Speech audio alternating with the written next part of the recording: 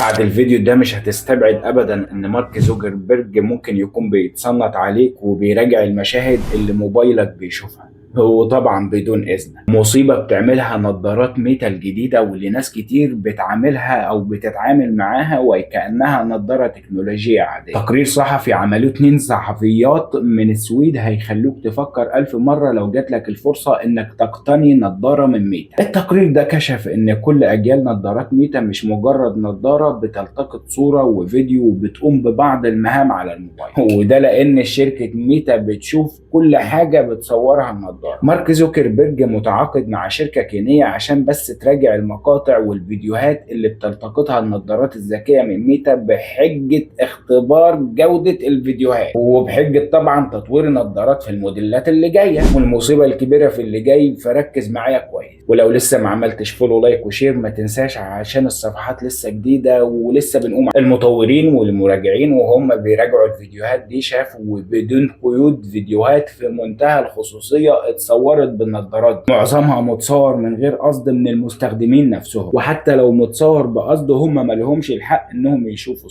الفيديوهات والصور. مقاطع فيديو المشاهد مختلفة من اعماق البيوت، اشخاص عاديين بيتمشوا في الشارع، في البيت، في جلسة خاصة او حتى في الحمام، او حتى زوج وزوجة قاعدين مع بعض، او غيره كتير من المشاهد المحرجة واللي اكيد ما حدش هيكون حابب انها تكون متراقبة. كل دول مشاهد شافوها المراجعين لاشخاص ما يعرفوهمش اصلا من المستخدمين. والخطر الاكبر بقى ان المشكله بتكبر كل يوم، وده لان ميتا باعت بس في 2025 ما يزيد عن 7 مليون نظاره و2 مليون نظاره في 2023 و2024، وكلهم خاضعين لنفس التجارب. وده بيعني ان كميه البيانات اللي اتجمعت مهوله بشكل غير طبيعي لكل اللي اشتروا نظارات ميتا. وطبعا وسط ثوره التطور والتكنولوجيا الرهيبه اللي بنعيشها في عصرنا الحالي، في سؤال بيطرح نفسه مع كل اختراع جديد: يا ترى ايه الثمن اللي بندفعه مقابل التكنولوجيا دي؟ هل الثمن هو الراحة في الحياة وتسهيل المهمات، ولا اقتحام البيوت بدون استئذان وسرقة الخصوصيات؟ سيب لنا رأيك في الكومنتات، وفولو لايك وشير،